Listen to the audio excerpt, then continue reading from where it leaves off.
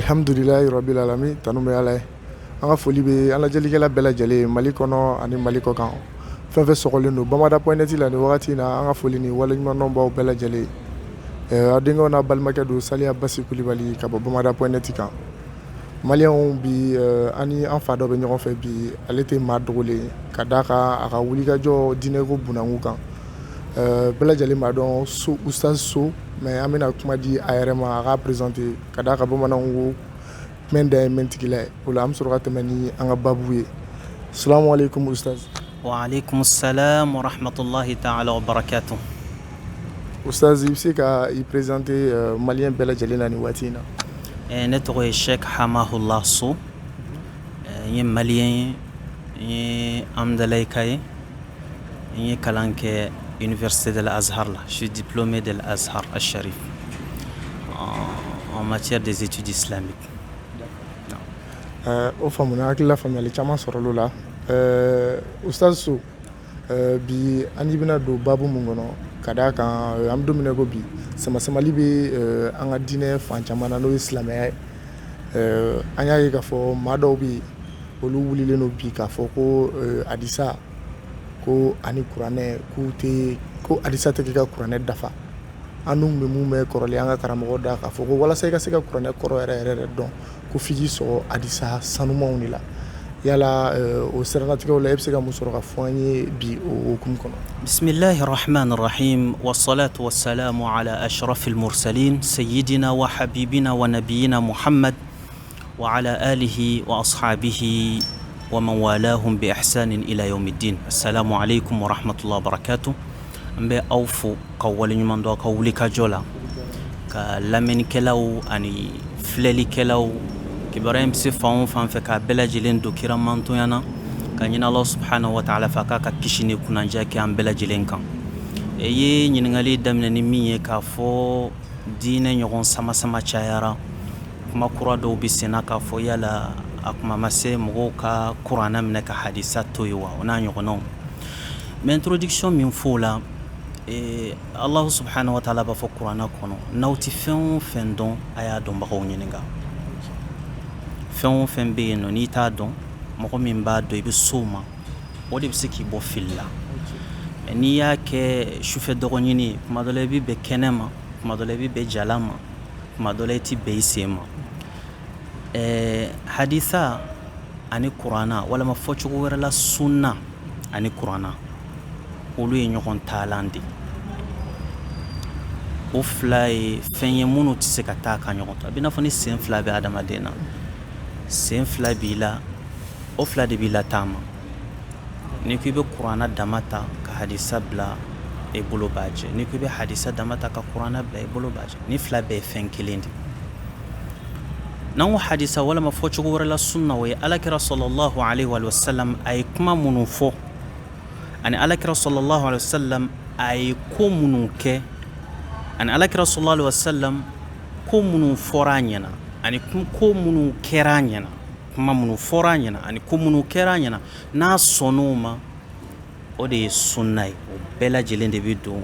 i ka ɲininkali in kɔnɔna na. O min filɛ nin ye o ye kuranɛ kɔrɔfɔlan de, o ye kuranɛ dafalan de. O tɛ taa ka ɲɔgɔn to. Kuranɛ kɔnɔ suratu najmi aya 4 Ala b'a fɔ wa ma yantiqu anil hawa in huwa illa wahyun yuha. Alakira sallallahu alaihi wa sallam bɛ kuma o kuma fɔ a t'a fɔ a kun fɛ, a t'a fɔ a nin dɔngɔ na. A bɛɛ lajɛlen ye Ala ka inspiration de, Ala bɛ min jigin a kɔnɔ. N bɛ segin n'i ye kɔfɛ n'i ko kuranɛ an bɛ définition jumɛn d'o ma? Allah subhanahu wa ta'ala ye révélation min kɛ ka bɔ a yɔrɔ à travers de l'archange Gabriel ka tɛmɛ ka na di alakira ma. O fɔcogo ani o tɛmɛcogo o bɛɛ bɛ Allah subhanahu wa ta'ala ka mara kɔnɔ. Alakira ta tɛ dɔwɛrɛ ye k'o message in véhiculer dɔrɔn. A fɔra a ye cogo min a b'a lase o lase cogo la.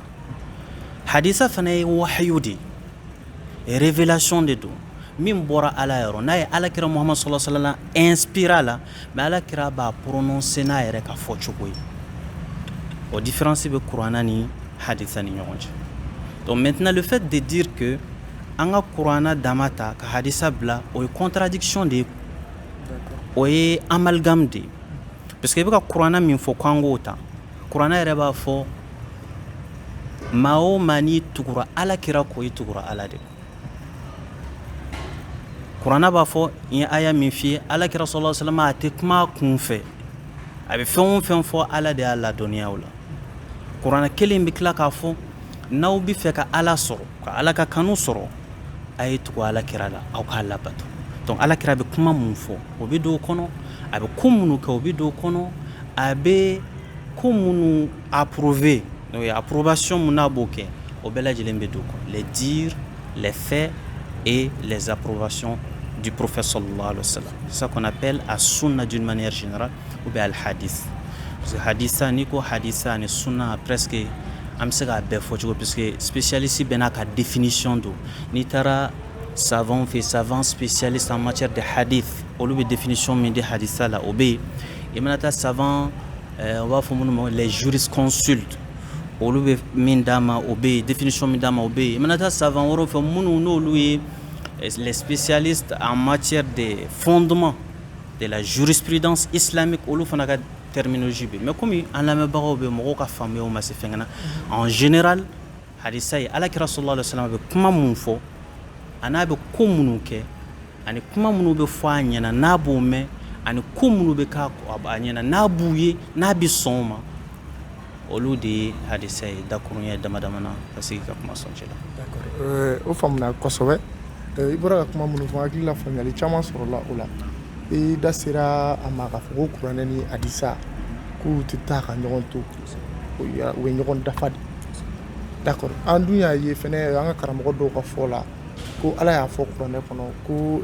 fɛn bɛɛ lajɛlen misali bɛ kuranɛ kɔnɔ. ma farratna fil kitabi min shay. Naam. O ye tiɲɛ ye o kuma in ye tiɲɛ ye. D'accord yala ni fɛn bɛɛ misali sɔrɔla kuranɛ kɔnɔ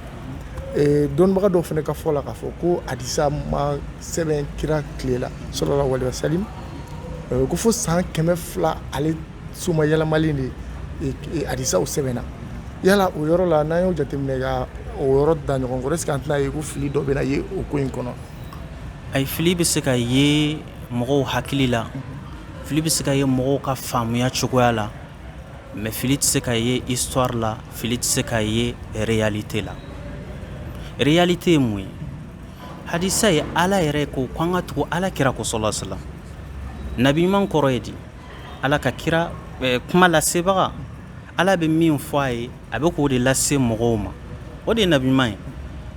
kira parce qu'il y a une différence entre un messager et un prophète.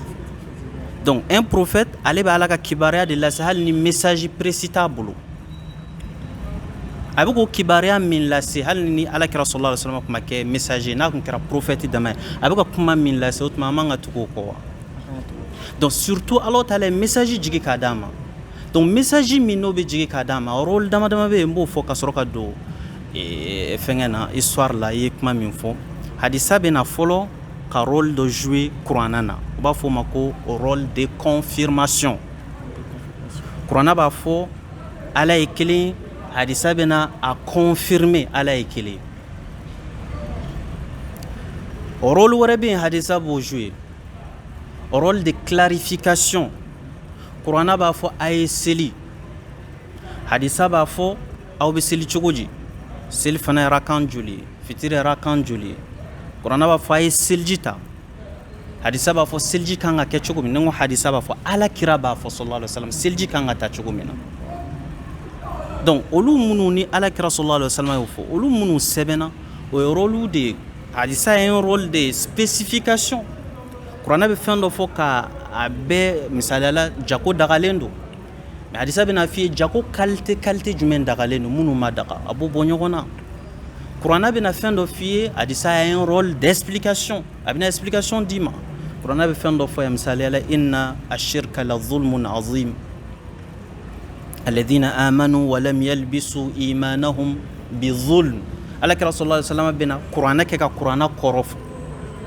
donc ala kira min y'o kɔrɔ fɔ c'est un rôle d'explication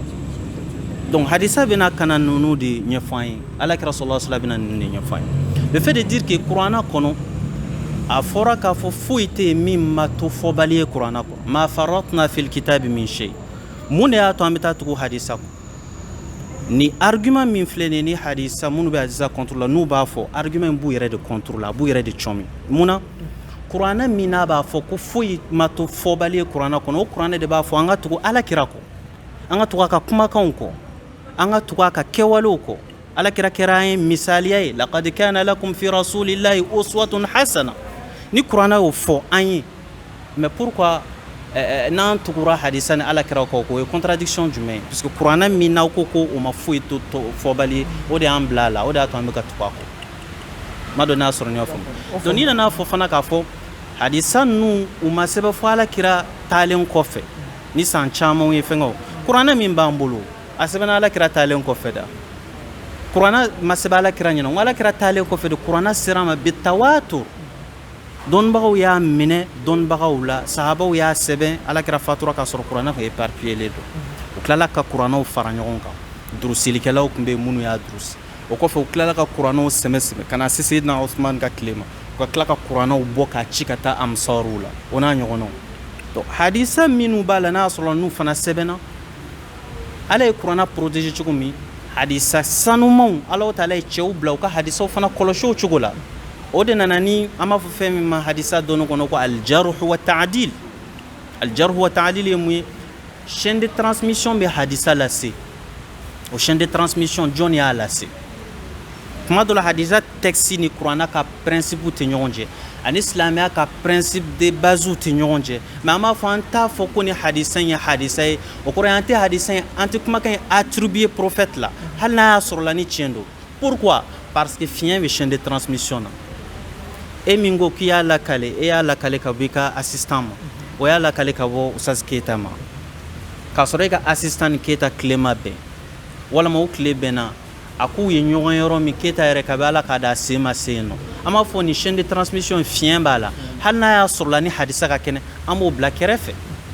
donc dɔnnibagaw ye o de baara kɛ ka sɔrɔ k'u fara ɲɔgɔn kan mais alakira sallallahu alaihi wa sallam taara ka pratique min to sahabaw yɛrɛ bolo o wasara seereya ye i ka nin kuma in faamuna kosɛbɛ kosɛbɛ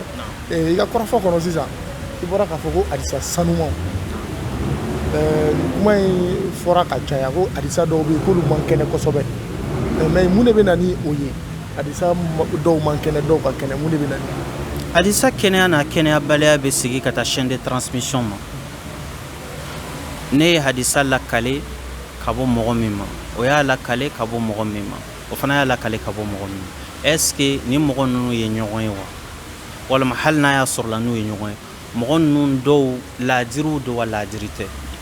parce que ala kɛra ka kuma ka sanu n'i ko k'i y'a mɛn karisa da o fana y'a mɛn karisa da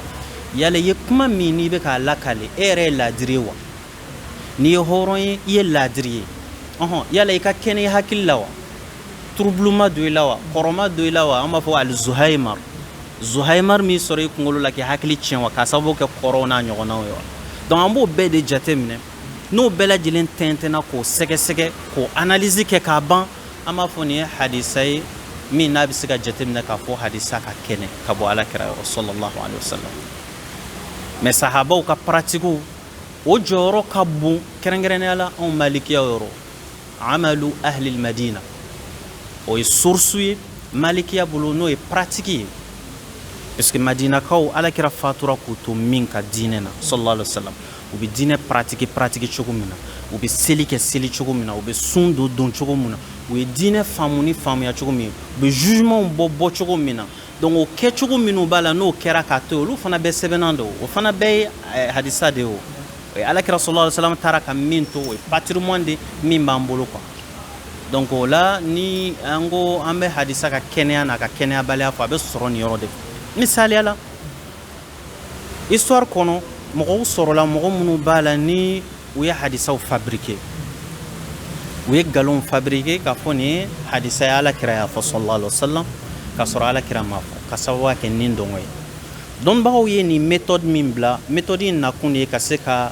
o n'a ɲɔgɔn kumaw yɔrɔ ma janya ka bɔ hadisa sanumanw na donc o de y'an ka kuma kɔrɔ parce que mɔgɔ dɔw ye hadisaw dilan n'i y'a dɔw mɛn hali yɛlɛko ko don donc olu sabatira mais le fait de dire que comme o bɛɛ bɛ hadisa ko la donc an ka hadisa to kɛrɛfɛ an ka tugu kuranna kɔ b'a fɔ o ye fili de ye i tɛ se ka hadisa to kɛrɛfɛ ka tugu kuranna kɔ parce que hadisa in de nana an ye rôle minnu fɔ ka se ka o khidma kɛ parce que a fɛn fila bɛɛ kelen de minnu tɛ taa ka ɲɔgɔn to quoi. Faamuyali caman sɔrɔla la Ustaz So ɲɔni an ka nin ɲininkali in datugu n bɛ fɛ ka e yɛrɛ ɲininka e yɛrɛ bɛ se ka seereya ko hadisa jumɛn bɛ yen hadisa mun yɛrɛ ka kɛnɛ e yɛrɛ bɛ se ka hadisa jumɛn de seereya ko ka kɛnɛ o ka ca hadisa kɛnɛmanw bɛ yen nɔ anw ahlu sunna wal jama'aw fɛ yen nɔ hadisaw bɛ minnu ka kɛnɛ sahihul bukhari kɔnɔ fili ni kodɔnbaliya kama dɔw b'a fɔ ko bukhari ka kitabu e ye journaliste ye a bɛ se ka k'i ye sɛbɛnnikɛla ye i bɛ bigi ta ka gafe ta i b'i sigi i yɛrɛ kunkolo la dɔɔni ani i yɛrɛ ka analyse personnelle i b'olu sɛbɛn gafe kan an b'a fɔ e ye auteur ye e de y'a fara ɲɔgɔn kan i y'a kɛ mais hadisa kelen tɛ bukhari kɔnɔ ko bukhari yɛrɛ ka hadisa don a ka hadisa tɛ o ce n'est qu'un narrateur hadisa minnu ni a fɔra ko alakira sallallahu alaihi wasallam y'u fɔ n'a y'u sɛgɛsɛgɛ k'u ɲɛɲini ni dɔnni ye ni kodɔn ye ka tila ka dɔnnibagaw bila u ka service kɛ hadisa ninnu na k'olu fara ɲɔgɔn kan a ka kumakan kelen t'a la alakira ka kumaw de don mais a y'u fara ɲɔgɔn kan k'u kɛ kitabu ye k'a fɔ ko bukhari ye alakira ka kuma minnu fara ɲɔgɔn kan sallallahu alaihi wasallam donc o de fili bɛ mɔgɔ caman sɔrɔ a bɛ kɛ dɔw kɔnɔ k'a fɔ ko bukhari ko wɛ bukhari yɛrɛ de y'i sigi k'a sɛbɛn a yɛrɛ ka hadisa tɛ a yɛrɛ ka kuma fɔlen tɛ a ye kuma minnu minɛ sahabaw mɔdenw na n'olu denw na fo ka taa se sahabaw yɛrɛ ma a y'o kumaw de fara ɲɔgɔn kan minnu tiɲɛtigiya dangɛnɛkayara a ɲɛkɔrɔ a y'olu de kɛ ni kitabu ye o kitabu in falen bɛ hadisa kɛnɛman caman na donc o la anw ahlu sunna wal jamaa bolo anw kɔsɛmɛyɔrɔ ye puisque n bɛ nin yɔrɔ fɔ ka da mun kan n'i bɛ kuma fɔ k'i ka kuma fan dɔ parce que i kuma dɔ fɔ jamana in kɔnɔ yan sisan nɔ courant de pensée caman de bɛ yan courant minnu an ka jamana in silamɛya kɔrɔ tun bɛ faamuya min kan u n'o tɛ ɲɔgɔn ɲɛ sira la courant min ni ahlu sunna wal jamaa ka hakilina don u n'o tɛ ɲɔgɔn ɲɛ sira la donc a ka kan n'o courant de pensée nana u k'u yɛrɛ fɔ anw ye jɔn ye an ka se k'aw dɔn pour que aw kana na mɔgɔw ka diinɛ ɲagamu bolo anw bɛ silamɛya min kan a sigilen don méthode dɔw de kan an bɛ silamɛya min kan a sigilen don kodɔn dɔw de kan a sigilen don n'an ka société tagabolow de ye kabini lawale fo bi donc n'aw nana k'a fɔ hakilina wɛrɛ b'aw la a b'aw yɛrɛ fɔ a ye jɔn ye an bɛ sigi an bɛ débat kɛ an b'a fɔ diɲɛ maa ye lakum dinukum waliya din aw ye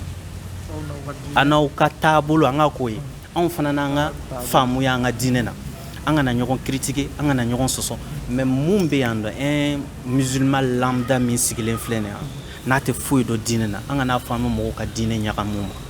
an b'a fɔ musulman lambda ye ninnu ye ninnu de ye anw fana ye anw de ye an ye ni hakili to ɲɔgɔn na libre choix b'i bolo i k'i sago ta mais an t'a fɔ diyagoya ye ninnu minnu nana n'u ka courant de pensée an k'u kɛlɛ wala an b'an ka guloki bɔ ɲɔgɔn an ka ɲɔgɔn nɛni o ye kodɔnbaliya de ye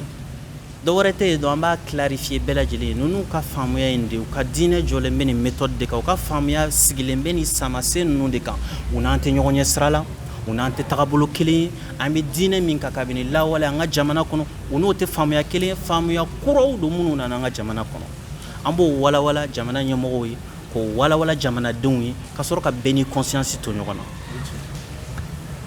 D'accord, merci So Ustaz So faamuyali caman sɔrɔla nin fɛnɛ la i ka kɔrɔfɔw kɔnɔ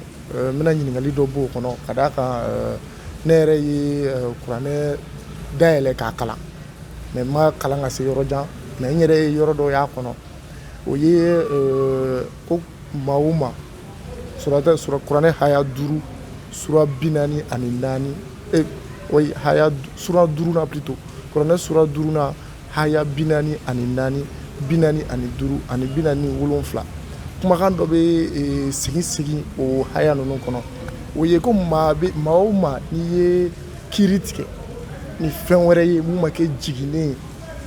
ko olu de ye kafiriw ye o bɛ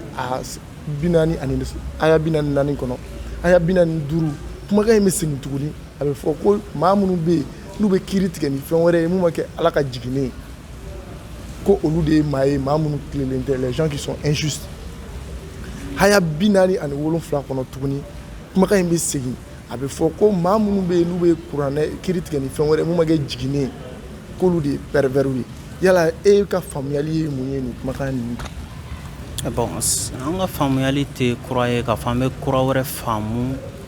alakira sallallahu alaihi wasallam ka sahabaw ma min faamu a la. Sahaba dɔnnibagabaw ko kufrun duna kufr, fisqun duna fisq, wa zulmun duna zulm. K'a fɔ kafiriya ba ko tɛ, kafiriya don mais kafiriya ba ko tɛ. Ntɔɲɔni injustice min fɔra nka injustice ba ko tɛ. Perversité min fɔra o belebeleba ko tɛ. Donc maintenant ni aya min filɛ nin ye aya fɔ aya min ni problématique dɔw bɛ an ka bi tile silamɛya faamuya dɔw bolo n'o ye courant de pensée dɔw ye minnu bɛ courant na minɛ au pied de la lettre sans avoir recours aux explications des compagnons, aux exégètes des compagnons et les générations après les compagnons du prophète. On va faire un salafu salih. O faamuya ye mun ye olu bolo ni mɔgɔ mɔgɔ ni kiti tigɛ ni fɛn wɛrɛ ye min tɛ ala ka jiginnen ye. Non, Gustav, i m'a faamu mɔgɔ m'o fɔ dɛ ne yɛrɛ de ye kuranɛ dayɛlɛ ne y'o yɔrɔ in de sɔrɔ a kɔnɔ mais ne ye o faamu cogo min na ne fɛ k'a dɔn e yɛrɛ y'o faamu. Explication min ne bɛ fɛ k'a d'i ma ne y'o di ma o ne ko ma kafiriya min fɔra kafiriya belebele tɛ o de ye ne ka explication sahabaw y'o fɔ ka kɔn ne ɲɛ. Fasikiya min fɔra fasikiya belebele tɛ ntɔɲɔni min fɔra ntɔɲɔni belebele tɛ. Maintenant n ko kuran dɔw de bɛ yen nɔ an ka bi tile la minnu y'a faamu k'a fɔ ni kuranɛ aya min n'a y'a sɔrɔ la n'a fɔlen filɛ nin ye olu ka faamuya ye mun ye k'a fɔ kafiriya yɛrɛ yɛrɛ de don. Ni maa o maa ye kiti tigɛ ni fɛn wɛrɛ min tɛ ala ka jiginnen ye o tɛ ko kura ye o. O m'a fɔ ko Seydina Ali mɔgɔ minnu bɔra ale kan u b'a fɔ ma ko al-Khawarij olu ye extrémiste qualité dɔw ye minnu ye Ali yɛrɛ kafiriya ka sababuya kɛ nin ye k'a fɔ a ye mɔgɔw bila u ka kiti tigɛ k'a sɔrɔ ala ka kuranɛ bɛ yen nɔ k'a sɔrɔ ala ka kuranɛ kɔnɔ ala yɛrɛ b'a yira yɔrɔ caman na k'a fɔ mɔgɔw ye mɔgɔw ka kiti tigɛ. Misaliya la ni mɔgɔ min ye hiji kiti lajɛ suratu Maïda 1 kɔnɔ ala b'a fɔ k'a fɔ ni mɔgɔ min ye fɛlɛlifɛn faga aw la k'a to hiji la i b'a dɔn n'i bɛ naamu na walama i bɛ l'état de sacralisation a man kan i k'a fɔ i bɛ fɛlɛlifɛn faga. Fɛlɛlifɛn de ye sogomisɛnninw ni zonzanninw minnu bɛ bɔ wagati y'a sɔrɔ hijikɛ yɔrɔ ka surun kungo kɔnɔna na donc a man kan i ka maga fɛn ɲɛnamaw na k'i bɛ donsoya kɛ i hijikɛbaga i hijikɛtɔ. Ni mɔgɔ min ye zonzan faga walama i ye sinɛni faga walama i ye fɛn dɔ faga k'i to hiji la ala ko cogo di yahkumu bihi zawa adli minkum k'a fɔ maa laadiri fila bɛ kiiti o koɲɛ in na. Donc maa laadiri fila min bɛ kiiti o koɲɛ na olu maa fila ye adamadenw de don wa ala de don? Adamadenw de don. Mais o de kama n'i ye kuranɛ partie dɔ dɔrɔn ta k'a fɔ i bɛ se ka i hakilina bɔ o kan ne yɛrɛ bɛ e conseiller o la parce que k'i ye kuranɛ kalan i ye nin yɔrɔ kalan suratu Maïda kɔnɔ mais ne bi i encourager hali bi i ka kuranɛ bɛɛ kalan puisque ka kuranɛ kalan k'a sɔrɔ i ma siba ko kalan i ma siya ko kalan i ma liha ko kalan o ye ko ye ko min b'a la n'a farati ka bon dɛ hali silamɛ sɛbɛtɔ bɛ se ka taa kafiriya la o la ala k'an kisi a ma. Il faut contextualiser le verset. Aya in bɛ ka kuma yahudiyaw kan n'u ka kiti cogoya kan a bɛ tila ka na kuma nasaraw kan n'u ka kiti cogoya kan a bɛ tila ka na kuma an mantonw kan suratu Maïda 1 kɔnɔ ye a ye partie fitinin min tirer ka bɔ nin na donc il faut contextualiser i bɛ aya bila o bɛɛ de kɔnɔ pour que i ka se ka aya faamu mais n'i y'a ta ka bɔ yen dépourvu de contexte en même temps i bɛna n'i ka passion de ka explication di aya ma tan. Donc kafiriya anw bolo mɔgɔ de bɛ kɛ kafiri ye mɔgɔ min y'a ye k'a fɔ ala ka jigin kitabu tɛ kiti ye o ye kafiriya anw bolo mais mɔgɔ min ye kiiti kɛ ni fɛn wɛrɛ hali n'a y'a sɔrɔ la a ye kiiti kɛ ni kafiriw ka sariya ye misaliya la k'a sɔrɔ a b'a kun na cɔ ala ka jigin kitabu ye tiɲɛ ye anw b'a fɔ o ma k'o ye jurumutɔ de silamɛ don mumini don n'a sara an bɛ seli a kan n'a ayiwa fatura a bɛ don silamɛw ka kaburudon na o ye ahlussunna wal jamaa ka hakilina ye mais extrémistes minnu bɛ yen nɔ olu b'a jateminɛ a tigilamɔgɔ joli bɔnni dagalen don le fait que a ye kiiti kɛ ni fɛn wɛrɛ min tɛ ala ka jigin ye anw bɛ ɲininkali kɛ a ye kiiti kɛ ni fɛn wɛrɛ est ce que a ko ala ta de tɛ tiɲɛ ye wa est ce que a ko kuranna tɛ tiɲɛ ye wa walama a ko tawurata ni injila mun ni ala y'u sɛbɛnman jigin nabi ɲumanw kan yala a k'o de tɛ tiɲɛ ye wa n'a k'o tɛ tiɲɛ ye i tɛ silamɛ ye mais a b'a kun na a ka conviction ye k'a fɔ nin fɛn ninnu ye fɛnw ye minnu ye ala ka jigin fɛnw ye mais a b'a la ka fɛngɛ wɛrɛ kɛ kiiti tigɛ ni fɛn wɛrɛ wala a bɛ ka jurumu ko wɛrɛ kɛ hali min tɛ kiiti ko ye sisan o jurumu ko in tɛ se k'a kɛ kafiri ye n m'a dɔn n'a y'a sɔrɔ ni yɔrɔ faamuna so o la o yɔrɔ la e yɛrɛ bolo u kuranɛ ye kafiri kɛ jɔnw ye silamɛya yɛrɛ la kafiri de ye jɔnw ye kafiri ye mɔgɔ ye yanni n ka don kafiri kɔnɔ fo k'i ka terminologie ninnu faamu parce que an bɛ ka kuma bamanankan de la kafiri tɛ bamanankan ye est ce que i y'a faamu kafiri ye arabukan de tuma dɔ la kafiri kɔrɔ ye arabukan na ko sɛnɛkɛla oui munna parce que sɛnɛkɛla bɛ ayiwa dugukolo a bɛ sumansi sotura bɔgɔ duguma c'est à dire le fait que i ka fɛn dɔ dogo fɛn dɔ duguma ka dissimuler ou bien k'a dogo k'a cacher a bɛ fɔ o ma ko al-kufr at-taghtiya fɛn dɔ b'i bolo i y'a dogo o de n'i y'a jateminɛ linguistique la kafiri yɛrɛ kɔrɔ ye min ye ka fɛn dɔ sotura k'a dogo ou bien k'a fɛn kama sɛnɛkɛla tɔgɔ ye arabukan na kafir mais n'i nana jateminɛ terminologie la silamɛya ka faamuya la kafiri kɔrɔ ye mɔgɔ min bɛ ala ka nɛɛma dogo ala subhanahu wa ta'ala y'i da k'i kɛ adamaden a ye sira dɔ yir'i la i k'a fɔ i bɛ muruti ka kɛ maa kaana gɛlɛn ka ban o ma ka sira wɛrɛ minɛ bon an donna kafiriya kɔnɔ o kɔrɔ ye e ni ala tɛ ɲɔgɔn ye sira la i ni diinɛ tɛ ɲɔgɔn ye sira la i murutira ala ye sira min bila i y'o sira tana minɛ donc maintenant silamɛya kɔnɔ écrasante majorité n'o ye ahlussunna wal jamaa ye mɔgɔ min ye kafiri ye ala subhanahu wa ta'ala ye fɛn minnu bila n'olu de dɔnnen don k'u kɛ diinɛ samasenw ye k'u kɛ fɛnw ye diinɛ kɔnɔ ni maa fila tɛ ɲininkali k'a la fewu k'a bɔra ala yɔrɔ maa min b'o nangari kɔrɔ ye mɔgɔ min b'o niye k'o tɛ tiɲɛ ye walama k'a fɔ kuranɛ min jiginnen filɛ misaliya la ka bɔ ala yɔrɔ kuranɛ in tɛ tiɲɛ ye walama seli min filɛ n'an bɛ ka kɛ yɛrɛsɛngɛfu don ala m'a fɔ k'a sɔrɔ a sɛbɛnnen bɛ ala y'a fɔ walama hiji min filɛ nin ye ɲɔgɔn nɛgɛn de ye o n'a ɲɔgɔnnaw mɔgɔ min y'a bɔ a da la k'a sɔrɔ a ma karaba fo yɔrɔ ka fɔ tuma dɔ la mɔgɔ dɔ bɛ se ka nin bɔ a da la k'a sɔrɔ a karabalen don mɔgɔ dɔ bɛ se ka kafiriya ko bɔ a yɛrɛ la k'a sɔrɔ a t'a yɛrɛ ma a t'a hakili kan mais mɔgɔ min ye nin bɔ a yɛrɛ la k'a sɔrɔ a ma karaba k'a sɔrɔ a ka liberté totale b'a yɛrɛ bolo k'a sɔrɔ denmisɛn tɛ a b'a hakili kan a bɛ fɔ o tigilamɔgɔ ma k'i bɔra silamɛya la i y'a fɔ k'a sɔrɔ a b'i dusukun na tuma dɔ la dɔ bɛ se k'a fɔ k'a sɔrɔ a t'a dusukun na donc o tɛ kɛ kafiri ye ahlussunna wal jamaa bolo n bɛ ka nin expression in répéter a kun ka di i ka ɲininka ahlussunna wal jamaa ye mun ye ayiwa donc o de ye écrasante majorité ye silamɛya fanba bɛ min kan a n'anw ka jamana kabini lawale fo ka n'a bila bi la an ka jamana ka silamɛya concept bɛ min kan conception min bɛ anw bolo diinɛ na ani silamɛya ka faamuya la k'a daminɛ bi fo ka taa gun alakira ka sahabaw la sallallahu alaihi wasallam ani diɲɛ yɛrɛ kɔnɔ écrasante majorité min bɛ yen nɔ olu ka faamuya n'u ka interprétation kufuru la o de y'o ye o kɔrɔ bɛ di k'a fɔ ni maa min ye jurumuko kɛ jurumuko kɛli tɛ se ka mɔgɔ kɛ kafiri ye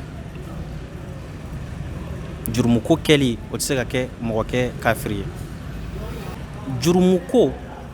o kɛli tɛ se ka mɔgɔ kɛ kafiri ye k'a fɔ karisa ye jurumuko kɛ o tɛ mɔgɔ kɛ kafiri ye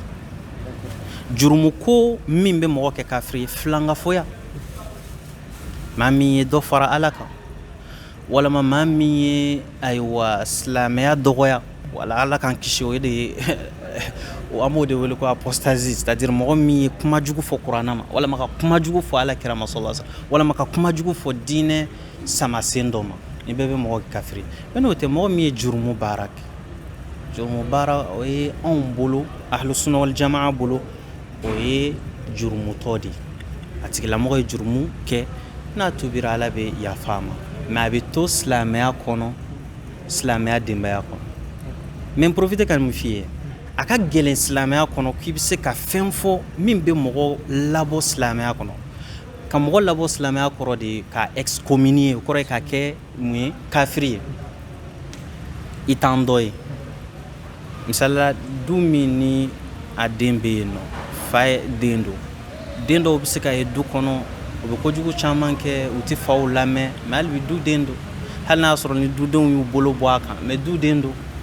Mais dudenw bɛ taa bɛn a ka kuma o kuma, fa ni ba bɛ taa bɛn a ma karisa t'an dɔ ye, o ka gɛlɛn dɛ. Bon silamɛya in fana bɛ ten tɔ de, silamɛya bɛ taa fɔ kuma o kuma k'i tɛ silamɛw dɔ ye, i ye kafiri de ye, i ni silamɛya man kan, o b'a sɔrɔ a sera a danna de. O de ye filankafoyaw ani ye waleya minnu fɔ nin ye. I bɔra k'i da maga o kuma damadɔ min na,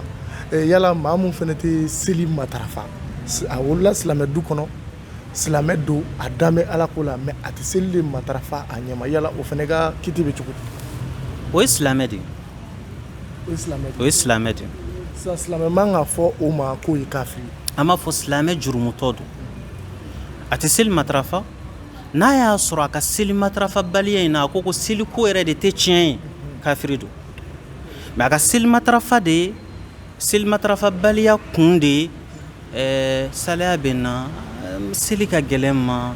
o n'a ɲɔgɔnnaw, diɲɛdenya bɛ n joli la, an b'a nɛgɛn, an b'a ladi, an b'a wele ka taga seli ma. A bɛ to silamɛya kɔnɔ, silamɛ don. Donc mais k'a fɔ a tɛ seli matarafa, kafiri don, an b'a faga, an b'a kɛ tan la, o t'anw ka faamuya ye. O interprétation sugu ye extrémistes ani minnu bɛ kuranna ayaw ni textes sacrés faamu au pied de la lettre, donc sans contextualiser. Non. O faamuna ustaz.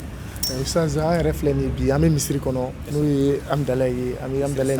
misiri sabanan, n'Amidalayi misiri sabanan kɔnɔ. Bɛɛ lajɛlen b'a dɔn ko misiri ye ala ka so de ye. Silamɛya kɛlen don k'o fɔ k'o perepere-latigɛ k'o bɛ kuranɛ yɛrɛ kɔnɔ.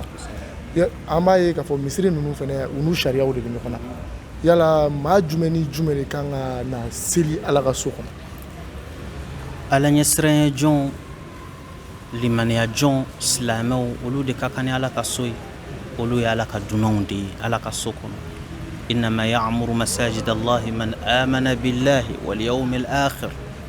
Maaw de bɛ seli ala ka so kɔnɔ, maa minnu dara ala la,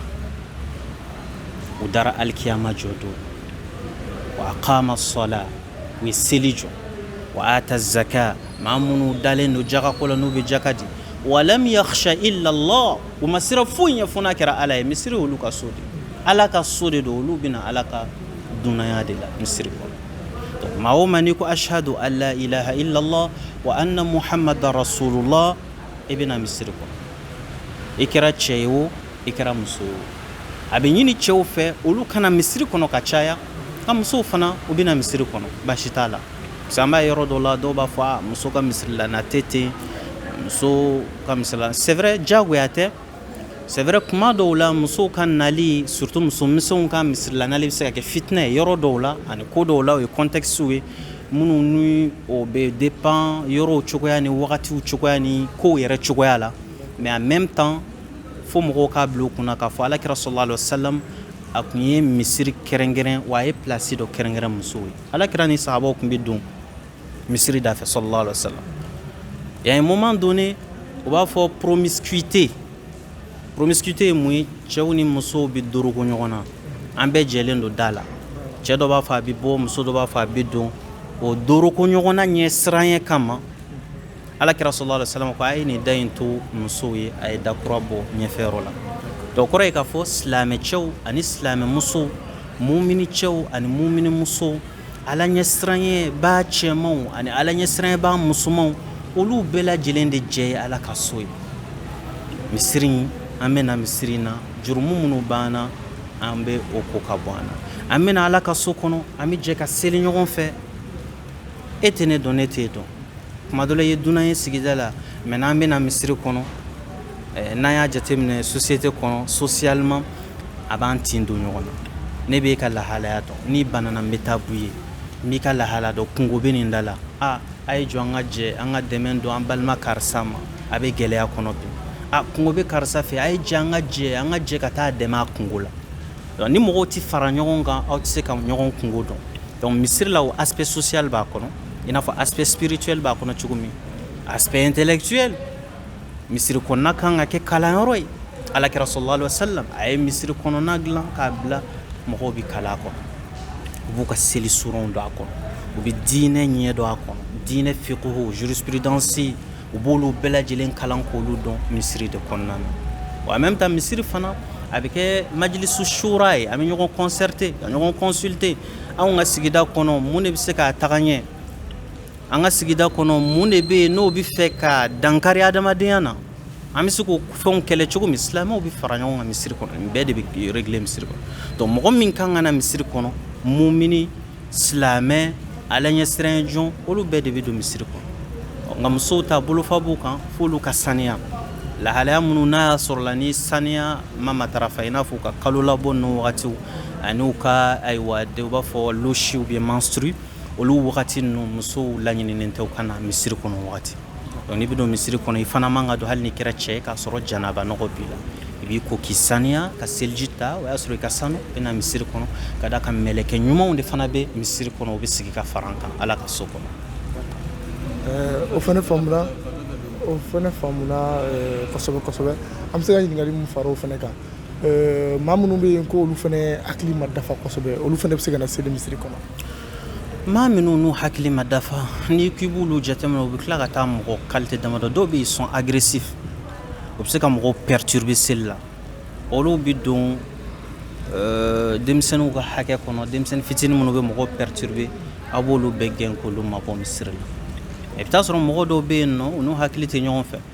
mais bana min b'u la a t'a to u bɛ mɔgɔ perturber a t'a to u bɛ mɔgɔ agresser i n'a fɔ an b'a ye misiri caman kɔnɔ mɔgɔ dɔw bɛ yen nɔ u ni mɔgɔ tɔw tɛ kelen u n'u hakiliw tɛ ɲɔgɔn fɛ mais tɔɔrɔ foyi t'u la u nisɔndiyalen don u dɔw yɛrɛ bɛ misiri baaraw kɛ olu gɛnni o tɛ fɛn bɛnnen ye an b'olu to yen ka fara misiri kan ala de ye ala ko kanu d'u la ka fara u ka bana in kan madama ni tɔɔrɔ tɛ b'u la ka ɲɛsin mɔgɔw ma u ka to ka don misiri kɔnɔ denmisɛnninw fana ka to ka don misiri kɔnɔ u ka kalan misiri lanan na u ka kalan misiri ladabu la mais denmisɛnnin fitinin minnu bɛ yen n'u tɛ se k'u yɛrɛ minɛ n'u bɛ se ka bawolo kɛ sugunɛ kɛ walima denmisɛnnin fitinin minnu bɛ yen n'u tɛ se k'u yɛrɛ maîtriser u bɛ tɛmɛ mɔgɔw ɲɛkɔrɔ u bɛ mɔgɔw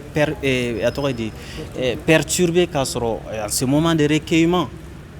u bɛ mɔgɔw déconcentrer donc olu ka to so o de laɲininen don ani banabagatɔ minnu bɛ yen nɔ ni sugunɛbana b'u la misaliya la u tɛ se k'u yɛrɛ maîtriser donc olu man ka na misiri la parce que n'u nana u bɛ na yɔrɔ nɔgɔ o n'a ɲɔgɔnna ninnu quoi. D'accord o faamuna o fana tɛmɛnen kɔfɛ minnu bɛ yen fana n'u bɛ sisimafɛnw ni ka taa bila sigɛrɛti ka taa se dɔrɔguw ma minnu b'olu ta yala olu fana ka kiti bɛ cogo di silamɛya kɔnɔ. olu kɔni ye fɛnw ye fɛn minnu b'a la n'u balilen don parce que fɛn o fɛn bɛ kɛ sababuya ye k'i ka kɛnɛya tiɲɛ fɛn o fɛn bɛ kɛ sababuya ye k'i ka ɲɛnɛmaya tiɲɛ mɔgɔ kan k'i yɔrɔ majanya ka b'o la dɛ silamɛya sariya bɛɛ bɛ munumunu o fɛnba 5 walama 6 de da fɛ silamɛya sariya a y'a kɛ halala don a y'a kɛli dabila haramu don a bɛɛ bɛ munumunu o fɛnba 5 minnu ɲɛfɛ adamaden ka ɲɛnɛmaya y'a dɔ ye la protection et la préservation de la vie de l'être humain k'a fɔ adamaden min ye ɲɛnɛmaya la i ka ɲɛnɛmaya c'est quelque chose sacré fɛn o fɛn qui est nuisible pour ta santé ou pour ta vie i kan k'i yɔrɔ majanya ka bɔ o kɛli ye haramu ye o kɛra sisimafɛn o kɛra dɔrɔgumafɛn o kɛra ayiwa fɛn wɛrɛ ye o silamɛ man ka o dun a man kan o fɛn in tali fana tɛ maa bɔ silamɛya la kɔni ayi olu bɛɛ ye jurumu baaraw de don jurumu baara minnu ni an b'a kɛbagaw dɛmɛ kuma dɔ la lajarabi don mɔgɔ dɔ bɛ a binna dɔrɔgu ko la lajarabi de kama mɔgɔ dɔ bɛ a ka d'a ye bi sababu o sababu b'a to a ka bɔ dɔrɔgu ko in na a ka bɔ a la parce que a ɲɛ b'a la a yɛrɛ ka santé bɛ ka dégrader a ɲɛ b'a la a yɛrɛ ni saya ka surun ni ɲɛnɛmaya ye a ɲɛ b'a la a bɔra mɔgɔw cɛ la ka kɛ maafɛmaa ye a bɛ fɛ k'a dabila a tɛ se k'a dabila puisque shetane bolo banbannen don a gɔnɔ na anw de b'a lajɛ sisan an bɛ se k'a gɔnɔ in bɔ shetane bolo cogo min an bɛ dugawu k'a ye an bɛ fɛɛrɛw tigɛ ka se ka ani psychologue bila ɲɔgɔn kan peut-être walama ka furaw ɲini minnu bɛ se k'a to a bɛ se k'a yɛrɛ débarrasser ka bɔ nin excitant in na cogo min quoi mais an t'a kɛ kafiri ye naam. D'accord o faamuna Ustaz So an ka jɛmukan bɛ ɲini ka se a kuncɛyɔrɔ la mais ɲɔni o cɛ ɲininkali dɔ bɛ n bolo ɲininkali minnu ni bɛɛ lajɛlen sigilen don k'o kɔnɔ an b'a ye seliji tacogo minnu n'an b'o kɛ depuis an ka lawale la o seliji tacogo in ani mun sɛbɛnnen don kuranɛ kɔnɔ faranga dɔw b'u jɛ mais ani o seliji tacogo min n'an b'o kɛ olu bɛ kɛ kun jumɛn kama exemple komi n'i bɛ k'i da muguri walima i bɛ k'i nun foro ou soit i bɛ k'i tulo ko olu bɛ kɛ mun de kama. seliji tacogo min bɛ kuranɛ kɔnɔ ani min n'an bɛ k'o kɛ o k'o de tɛ kelen ye o bɛ jumɛn. ayi faranga dɔ de b'a la. o faranga ye jumɛn ye. sisan kuranɛ kɔnɔ an b'a ye seliji tacogo min bɛ yen a bɛ fɔ k'i k'i ɲɛda ko ni k'i tɛgɛ ko kana bila i nɔngɔnkuru la ani ka ji k'i tɛgɛ la k'i kunkolo maase ani k'i sen ko ka dan i cheville la ne yɛrɛ kɔni ka ɲininiw kɔfɛ ne ye o de ye mais ani an bɛ mun kɛ farangaw b'o la o faranga ninnu a fɔra k'olu ye sunaw de. o faranga ye jumɛn ye. ni o ye k'i da muguri ni k'i nun foro ni k'i tulo fɛnɛ sanuya a fɔra k'olu voilà a fɔra d'accord a fɔra k'olu ye farangaw ye yala o minnu bɛ kɛ ni a fɔra k'olu ye sunaw ye olu kɛkun ye mun ye. nin bɛɛ ye seliji de ye parce que nin bɛ sigi ka na i ye question fɔlɔ min posé de hadisa ni kuranɛ jɔyɔrɔ parce que ne y'a f'i ye n ko il y a des rôles de sunna sunna ka rôle bɛ yen nɔ elle a un rôle de clarification kuranɛ kɔnɔ ala ko ya ayyuha alladhina amanu aw minnu limaniyana iza qumtum ila sala n'aw ye seli kɛli laɲini faghsilu wujuhakum a y'aw ɲɛdaw ko a ye ɲɛda fɔ wa aydiyakum ila almarafiq a k'aw tigɛw ko ka taa gun aw nɔngɔkuru la wamsahu bi ru'usikum aw ka masali kɛ ni aw kunkolow ye wa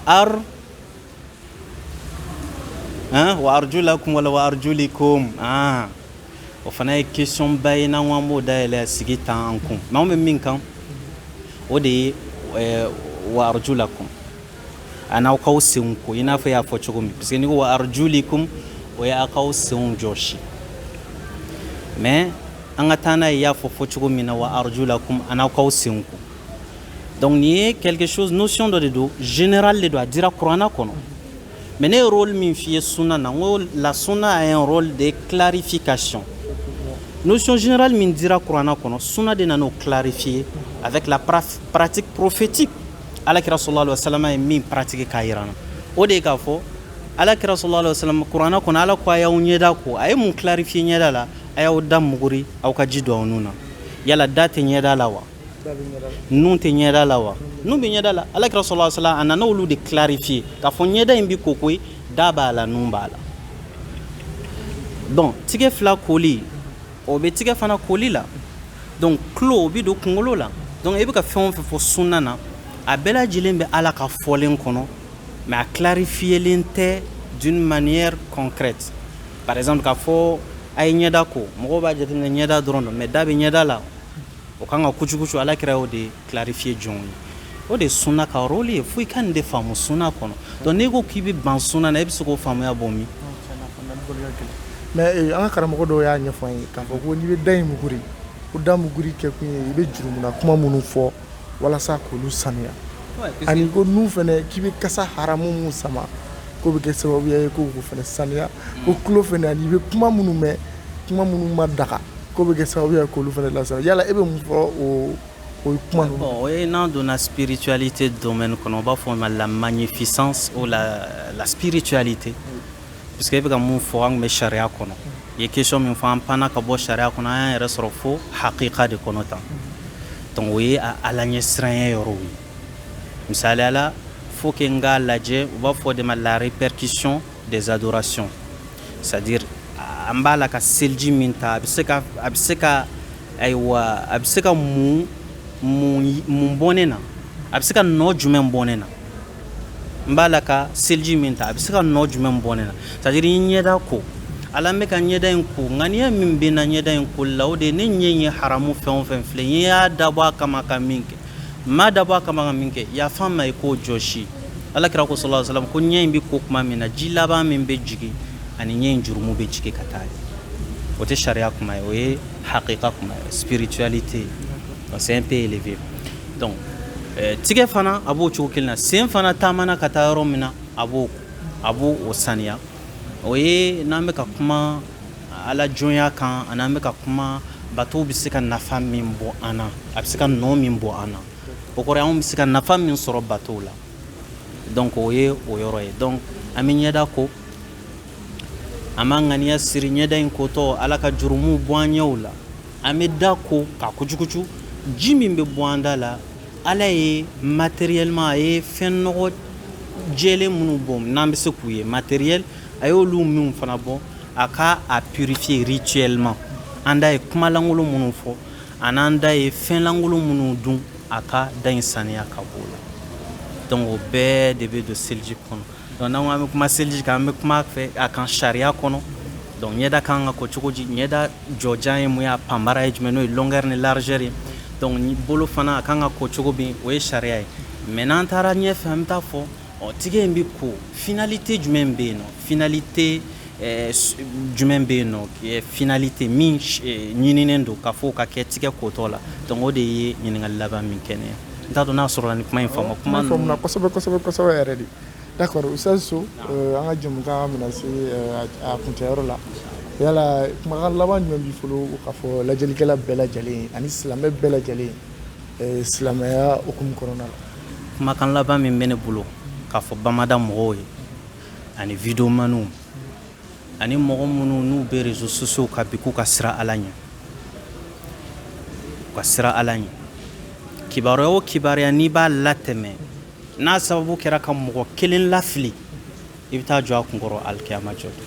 diɲɛnatigɛ min n'an b'a la wagatini fitinin don i ka kɛnɛ bi b'i nin na i bɛ wari sɔrɔ i ka videomaniya na i bɛ wari sɔrɔ i ka baara ɲumanw don aw filɛ nin ka bɔ yan ka na ala ka so kɔnɔ an ye kumaw fɔ bi mɔgɔw bɛ na mɛn a bɛ kɛ dɔw siɲɛ fɔlɔ k'a mɛn a bɛ kɛ sababu ka mɔgɔw éclairer u ka diinɛ na